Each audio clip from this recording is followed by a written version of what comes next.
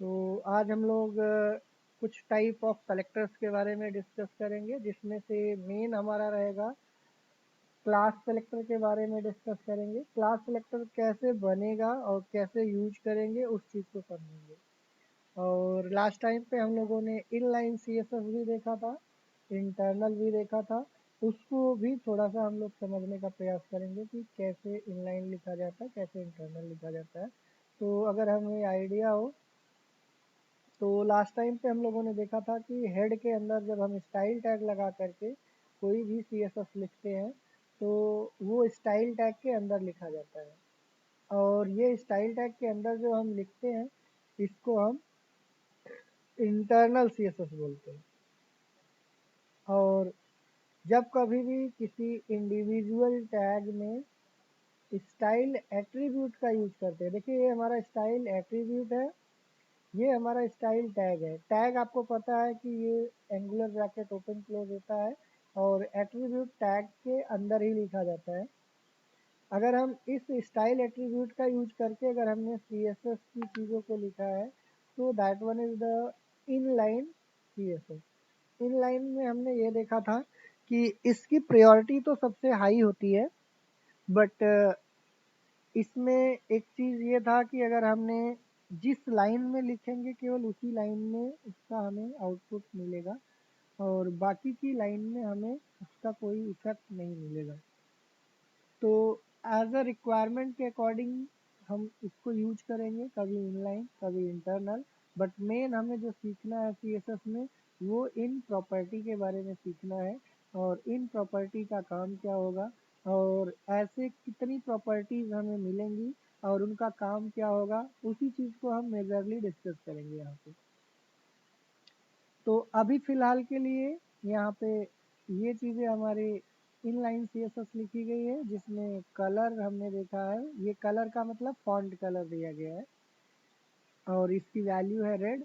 और एक सीएसएस की प्रॉपर्टी सेमी कॉलन से सेपरेट की जाती है। जैसे यहाँ पे सीएसएस की प्रॉपर्टी फिनिश हो जाएगी तो सेमी कॉलन लगेगा, फिर से दूसरी सीएसएस की प्रॉपर्टी लिखी जाएगी। यहाँ पे प्रॉपर्टी, यहाँ पे बैकग्राउंड कलर, ये हमारा प्रॉपर्टी का नेम है, ब्लू हमारा उसकी वैल्यू है बैकग्राउंड कलर की।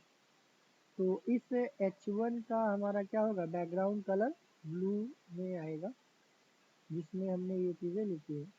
इसको अगर आप रन करके यहाँ से देखोगे तो आपके जो H1 का इनलाइन आपने लगाया था ये बैकग्राउंड कलर ब्लू यहाँ पे मिलेगा। बट इसमें अगर हम बात करें तो फॉन्ट कलर हमने क्या दिया था, रेड दिया था। तो यहाँ पे देखिए हमारा फॉन्ट कलर रेड में आएगा। और ऐसे ही हमने यहाँ पे पैराग्राफ लिया है, इस पैराग्राफ का बॉर्डर दिया गया है। बॉर्डर देने का तरीका ये है कि बॉर्डर में सॉलिड होता है, डॉटेड मिलेगा, डैश्ड में मिलेगा, अलग अलग तरीके की स्टाइल होती है बॉर्डर स्टाइल। जैसे अभी यहाँ पे सॉलिड दिया गया है तो आप यहाँ पे देखोगे थोड़ा सा बॉर्डर को मैं और मोटा करता हूँ। जैसे हमने यहाँ पे 6 पिक्सल करता हूँ,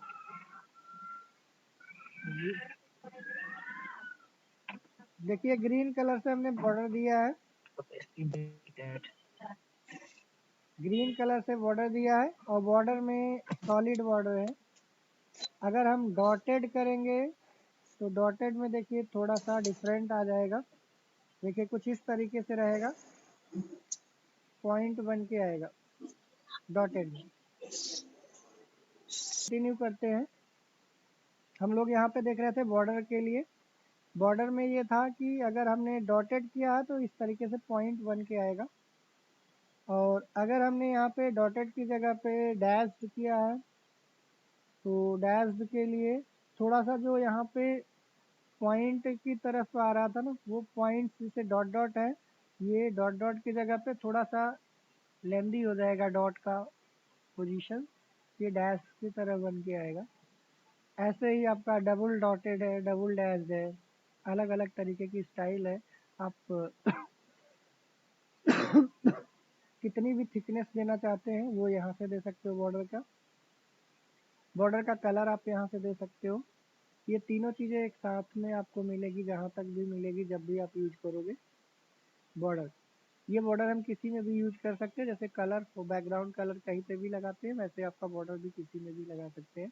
फॉन्ट साइज हमारा ये है, एक हम पिक्सल में देते हैं, एक पॉइंट में देते हैं। जैसे यहाँ पे 36 पॉइंट दिया गया है तो ये फॉन्ट साइज हमारा कुछ कुछ इतना बड़ा दे रहा है, this is the paragraph, this one. But अगर यही चीज़ हम px कर देते हैं तो ये थोड़ा सा छोटा हो जाएगा, आप देखोगे ये देखिए छोटा हो जाएगा। तो जो हमारा पिक्सल है ना, पिक्सल हमारा छोटा होता है और पॉइंट हमारा बड़ा होता है।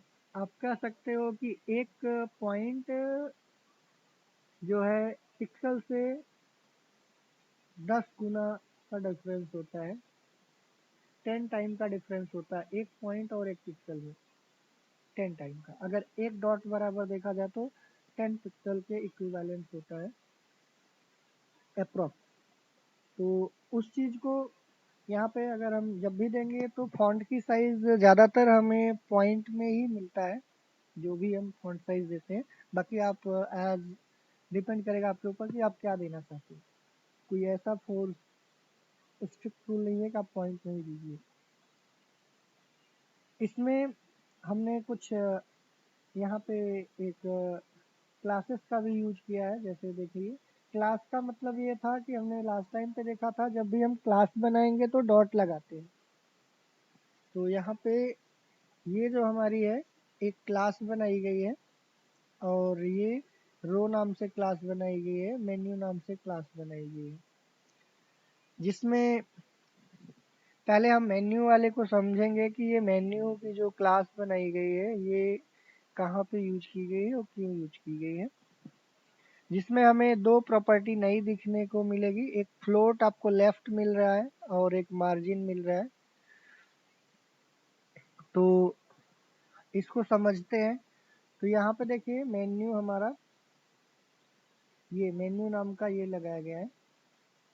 इसमें भी एक क्लास को हम मल्टीपल टाइम पे यूज कर सकते हैं। देखिए जैसे फर्स्ट वाले डिवीज़न, आप कहोगे डिवीज़न यहाँ पे क्यों लगाया गया है, डिवीज़न का काम क्या होता है।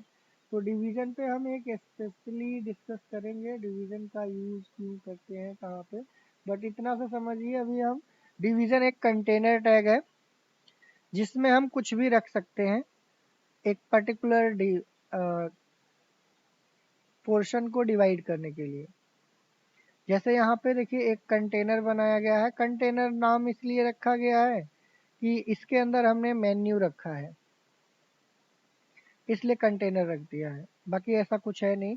अब इस कंटेनर में हमने फिर से यहाँ पे दूसरा डिवीज़न लिया है और इसके अंदर एक और रो बना करके रखा है, ये भी हमारा एक कंटेनर का काम कर रहा है।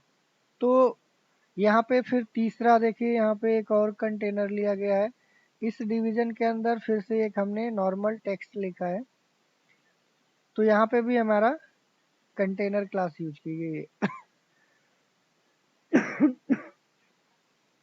कहने का मतलब यह है कि डिवीज़न कुछ लगाने से आपके आउटपुट में कोई फ़र्क नहीं आएगा जब तक कि हम उसमें कोई सीएसएस नहीं लगाएंगे।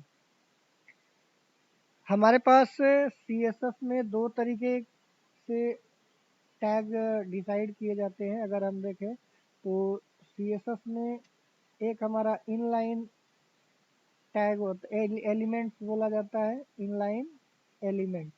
इनलाइन सीएसएस अलग है, इनलाइन एलिमेंट अलग है। जब हम लोगों ने एचटीएमएल पढ़ा था तो वहाँ पे देखा था इनलाइन एलिमेंट होता था और एक ब्लॉक एलिमेंट होता था। इनलाइन एलिमेंट का मतलब ये था कि एक ही लाइन में जो भी टैग हम लगाते हैं वो सेम लाइन में अगर आएगा तो इनलाइन एलिमेंट होता है। और अगर हम ऐसा टैग जो हमें अगर सेम लाइन में लिखने के बावजूद भी वो नेक्स्ट लाइन में अगर आउटपुट आता है तो वो हमारा ब्लॉक एलिमेंट होता है। जैसे एग्जांपल में हम लोगों ने डिस्कस किया था कि हमारे पास स्पैन होता है, यहाँ पे हेलो, और हमने यहाँ पे स्पैन को क्लोज किया। इसको अलग लाइन पे भी अगर हमने स्पैन यूज किया, यहाँ पे हाई यूज किया और स्पैन को हमने फिर से क्लोज किया, तो ये हमारा टैग इनलाइन एलिमेंट्स के अंतर्गत आएगा। और यहाँ पे इनलाइन एलिमेंट्स है, तो आप सेपरेट लाइन में लिखने के बावजूद भी आपको एक ही लाइन में आउटपुट आएगा। देखिए हेलो और हाय एक ही लाइन में आएगा। लेकिन यहीं पे ऐसे और भी बहुत सारे टैग होते हैं, जैसे लेबल होता है, ये भी हमारा इनलाइन एलिमेंट्स होता है। हाउ आर यू, हाउ, और LAB लेबल हमने दिया, फिर से डिफरेंट लाइन में दिया लेबल, इसको नेक्स्ट लाइन में ले दिया अलग टैग के साथ। तो यहाँ पे देखेंगे ये भी सेम लाइन में ही आएगा, क्यों? क्योंकि ये भी इनलाइन एलिमेंट्स है। ब्लॉक एलिमेंट यहाँ पे अगर हम देखें तो ब्लॉक एलिमेंट जैसे H1 टैग अगर हम लगा दें, या हेडिंग का कोई भी टैग लगा दें, हमने यहाँ पे हेलो लिखा, H1 को क्लोज कर दिया, फिर से सेम लाइन में यहाँ पे लिखने का प्रयास करते हैं H1 के अंदर ही हेलो हाय, और H1 को क्लोज किया, और फिर से यहाँ पे हमने रिफ्रेश किया, तो आपको देखने को मिलेगा कि दोनों अलग अलग लाइन में आएंगे, जबकि हमने कोड यहाँ पे सेम लाइन में लिखा है। तो ब्लॉक एलिमेंट जो हमारा होता है हमेशा एक नई लाइन के साथ आउटपुट देगा। वैसे ही डिवीजन भी हमारा क्या है, एक ब्लॉक एलिमेंट है। Division is a just like block element. तो यहाँ पे आप एक हेडिंग के थ्रू आप मेंशन कर सकते हो, division tag is a just like block element. और कोई ऐसा रीज़न नहीं है इसमें, ये केवल ब्लॉक एलिमेंट है। और एक it is work as a container, it is work as a container, जो कंटेनर का काम करेगा।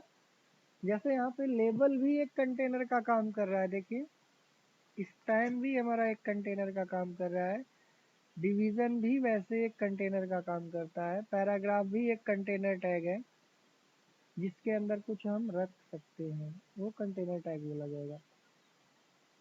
तो यहाँ पे अगर हम बात करें तो डिवीज़न भी एक कंटेनर टैग है, बस इसको डिवाइड करने के लिए हमने यहाँ पे यूज किया है, बाकी और कुछ ऐसा सीन नहीं है कि डिवीज़न लगा देंगे तो आउटपुट में कुछ फ़र्क आ जाएगा। और एक चीज़ और, अगर हमें CSS में किसी भी लाइन को डिसेबल करना है तो कुछ इस तरीके से हम कमेंट लिखते हैं। यहाँ पे देखिए अगर हमें इस CSS को हटाना है तो आप ऐसे लिख करके आप स्टार / लगाएंगे, तो ये CSS हमारा काम करना बंद कर देगा। देखिए आप इसका आउटपुट में अगर हम जाएंगे तो देखिए कुछ आउटपुट में बहुत सारे फ़र्क आया होगा, देख रहे हैं बहुत सारी डिज़ाइन यहाँ पे चेंज हो चुकी है। अगर हम इसको फिर से यहाँ से जो डिसेबल किया था इसको इनेबल कर देते हैं और फिर से इसके कोड में चलते यहाँ आउटपुट में देखते हैं, देखिए बहुत सारी CSS यहाँ पे आ चुकी हैं। तो इसमें बैकग्राउंड कलर दिया गया था, बॉर्डर लगाया गया था, पैडिंग लगाया गया है, मार्जिन लगाया गया है। तो जिसमें से हम लोगों ने बॉर्डर देखा था, बॉर्डर लगाते क्यों हैं, कलर भी देखा था क्यों लगाते हैं, बैकग्राउंड कलर भी हमने देखा था। इसमें एक चीज़ है मार्जिन और पैडिंग। तो मार्जिन पैडिंग को समझते हैं, मार्जिन पैडिंग क्या होता है और कहाँ पे यूज किया जाता है।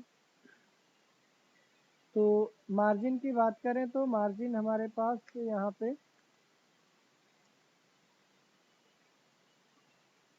मार्जिन एट्रीब्यूट जो होता है ये CSS का एट्रीब्यूट है। Margin attribute is use to create a gap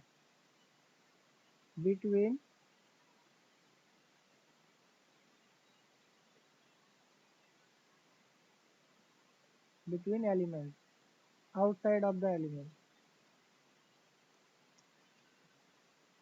element के बाहर अगर हमें कोई गैप देना है तो हम मार्जिन का यूज करेंगे, और अगर हमें एलिमेंट के अंदर के साइड गैप देना होता है तो हम पैडिंग यूज करेंगे। यहाँ पे पैडिंग हमारा padding attribute is used to create the gap inside the element। इसका एक एक्सरसाइज करके देखेंगे तो ज़्यादा क्लियर हो जाएगा। देखिए कैसे, आउटसाइड का क्या मतलब है, इनसाइड का क्या मतलब है। पहले हम यहाँ पे जैसे CSS को पूरा पहले कमेंट कर देते हैं, ये ऊपर वाले CSS को भी डिसेबल कर देते हैं और नीचे वाले CSS को भी हम डिसेबल कर देते हैं। अच्छा, ये जो कोड हम यहाँ से डिसेबल करने की बात कर रहे हैं, इसका मतलब है ये अब काम करना बंद कर देगा। अगर कुछ ऐसे हमने इसके बीच में जो भी कोड आप लिखोगे, ये CSS काम करना बंद कर देगा। इसको कमेंट बोलते हैं। देखिए इसका आउटपुट में फ़र्क क्या आएगा कि ये जितनी भी CSS है सब काम करना बंद कर देगी, केवल इनलाइन CSS काम कर रहा है बस अभी। अब इसमें HTML के भी कुछ हमारे पास यहाँ पे जैसे दिए, तो HTML में कमेंट कैसे लगाते हैं।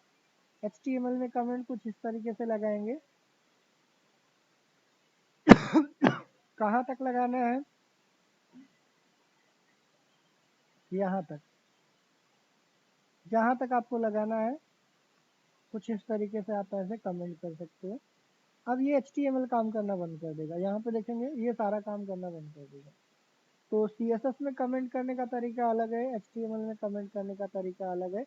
मार्जिन और पैडिंग में डिफरेंस देखते हैं कैसे मार्जिन और पैडिंग का काम करेगा।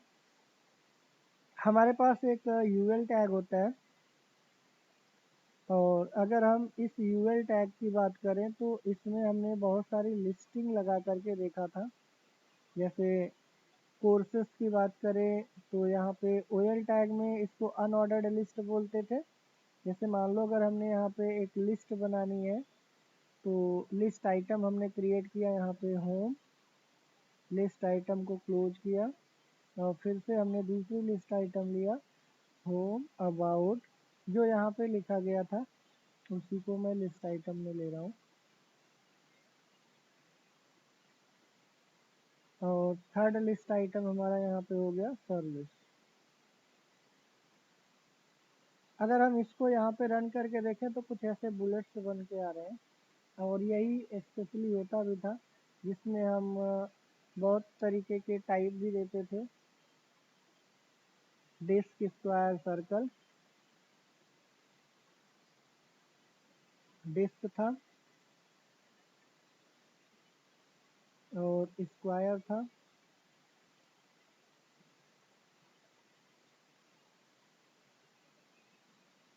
सर्कल भी था। तो ये अलग अलग हमारे पास UL टाइप में था।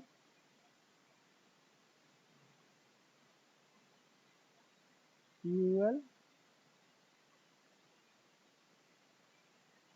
ठीक है। बट इस यहाँ पे हम लोग बात करने वाले थे मार्जिन और पैडिंग के बारे में।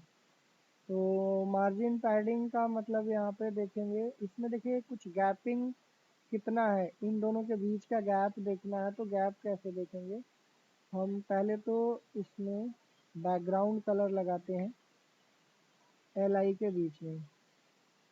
एलिमेंट सेलेक्टर यहाँ पे हम यूज करने जा रहे हैं। LI का मतलब है जहाँ जहाँ LI पे है उसका बैकग्राउंड कलर चेंज होने वाला है, और हमने यहाँ पे ग्रे दे दिया। यहाँ पे देखिए सबका बैकग्राउंड कलर ग्रे होगा। अब इसमें थोड़ी सी अगर हम LI के बीच की बात करें तो यहाँ पे इसको अगर हम एक लाइन में लाना चाहते हैं, अभी देखिए ये हमारा पूरा फुल विड्थ ले रहा है, इसका मतलब ये ब्लॉक एलिमेंट है, तभी तो ये पूरा फुल विड्थ ले रहा है यहाँ पे। अगर हम इसको डिस्प्ले इन लाइन लिख दें तो अभी ये एक लाइन में आ जाएगा, देख रहे हैं। और एक चीज़ और भी है इसमें, अगर हम इसको इन लाइन हटा देंगे तो ये क्या हो जाएगा, ब्लॉक एलिमेंट हो जाएगा, जो इसकी प्रीवियस प्रॉपर्टी थी। और ये बुलेट्स अगर हमें हटाने हैं तो हमें ये पता है कि इसमें लिस्ट स्टाइल होता है, इसको बोलते हैं लिस्ट आइटम में लिस्ट स्टाइल। यहाँ पे नन कर देंगे तो ये बुलेट्स हमारी हट जाएगी। अब इसको हम एक लाइन में करते हैं, इन लाइन। सर हेलो, इसमें हम लोग इन लाइन करेंगे तो ये हमारा सेम लाइन में आ जाएगा। यहाँ पे देखिए एक लाइन में हमारा ये रिजल्ट आ जाएगा।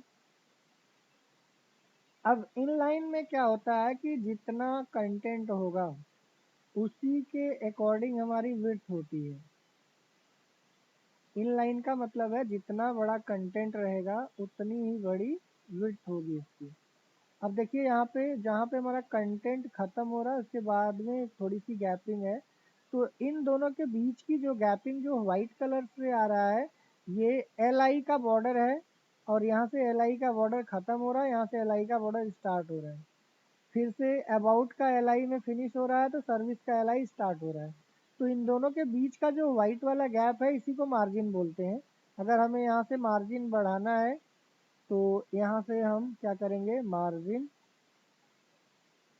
अगर हमने 50 पिक्सल से यहाँ पे कर दिया तो आप देखोगे कि हमारे पास जो मार्जिन है वो यहाँ पे कुछ इस तरीके से गैप बढ़ जाएगा, लेकिन कंटेंट हमारा उतना ही आ रहा है छोटा।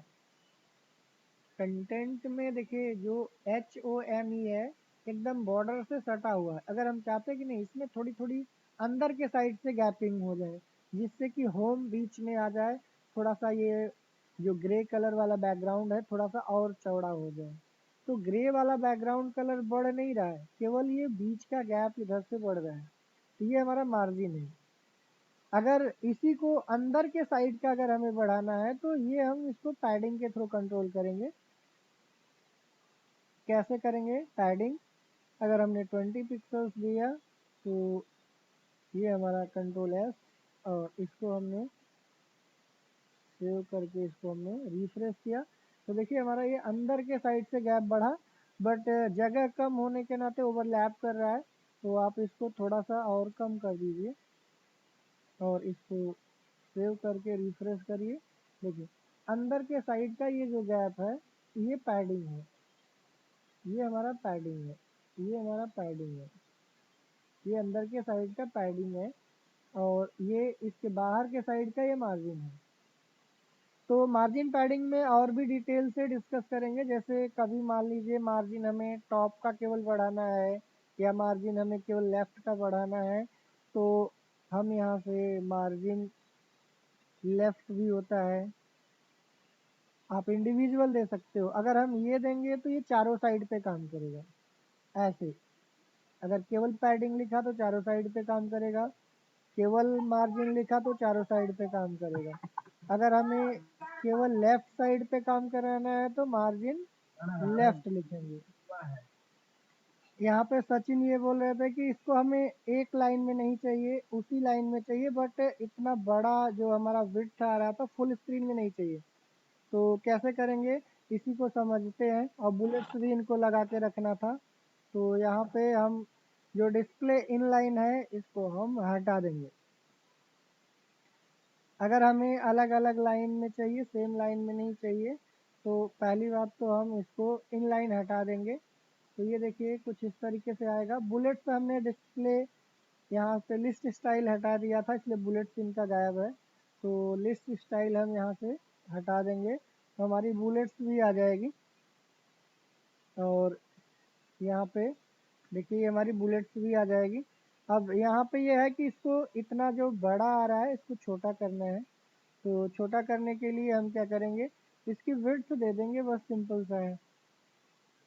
विड्थ अगर हमने 20% दे दिया या 25% दे दिया, जो मर्जी आप परसेंटेज में देना है तो परसेंटेज में दे सकते हो, कुछ अगर आपको पिक्सल में देना है तो पिक्सल में दे सकते हो। सचिन यही बोल रहे थे, कुछ और बोल रहे थे आप? सर अगर उसके लिए अलग से बनाना होगा बुलेट्स के लिए, नहीं, या फिर एंटिटी डालना होगा और उसमें स्पैन का यूज कर दे? यहीं पे बुलेट्स को यूज करना है तो बुलेट्स के लिए भी हम आसानी से उसके बुलेट्स को सेलेक्ट करेंगे।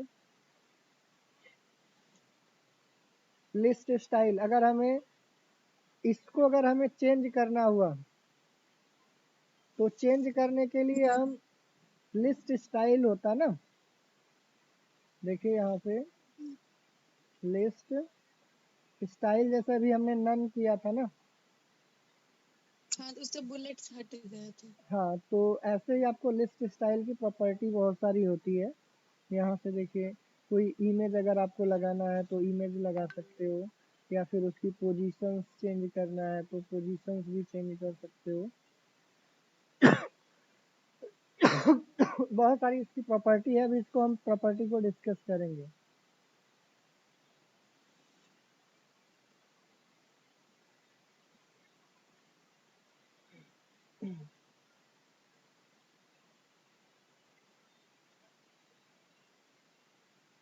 देख रहे हैं यहाँ से जैसे ये इमेजेस लगाई गई हैं,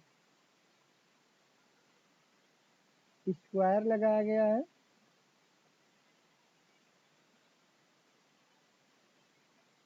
डिस्क है, ये इमेजेस यहाँ पे यूज की गई हैं।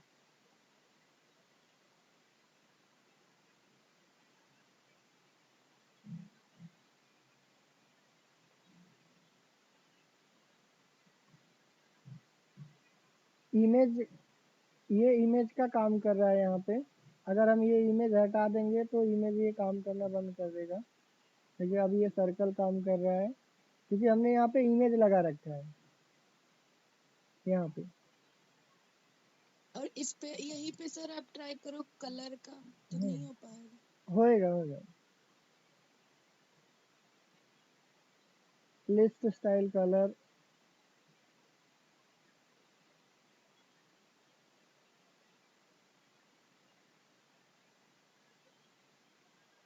इसमें लिस्ट स्टाइल कलर की प्रॉपर्टी अलग होती है। लिस्ट स्टाइल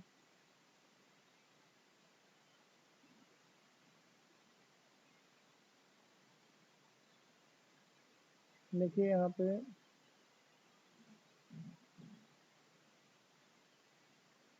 ये कलर कैसे लगाएंगे, ये चीज़ें अभी थोड़ा सा ना यहाँ पे जैसे प्रॉपर्टी आप थोड़ा सा इसमें देखो कितनी प्रॉपर्टी यूज की जा रही है। कंटेंट है, कलर है, फॉन्ट वेट है, डिस्प्ले है, विड्थ है।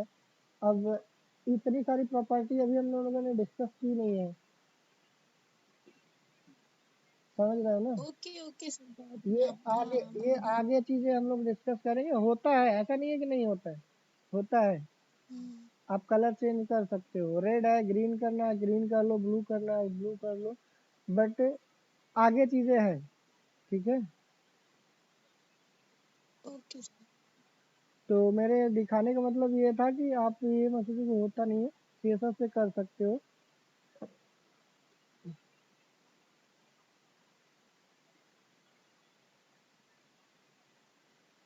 बट इसके लिए थोड़ा सा हमें वेट करना पड़ेगा तब, ठीक है। इसको हम लोग एलिमेंट सेलेक्टर बोलते हैं, जिसको देखेंगे। आज की क्लास में जो हम लोगों ने देखा वो समझ में आया नहीं है। Yes sir yes. सचिन आपको कुछ डाउट्स हैं कुछ और इसमें? No sir. तो ये फाइल मैं भेज दूंगा अभी मैं आपको। ये चीज़ें चाहे तो आप एक बार अपने से खुद से ट्राई करके देखिएगा, और इसमें खुद से ऐड ऑन करके देखिएगा, और थोड़ा सा पता करने की कोशिश करिएगा डिवीज़न का यूज़ कैसे होता है, कहाँ पे यूज़ होता है। नेक्स्ट क्लास में हम लोग डिवीज़न के बारे में थोड़ा सा डिस्कस करेंगे डिटेल में कि कब कहाँ यूज़ करेंगे, ठीक है। ठीक है सर।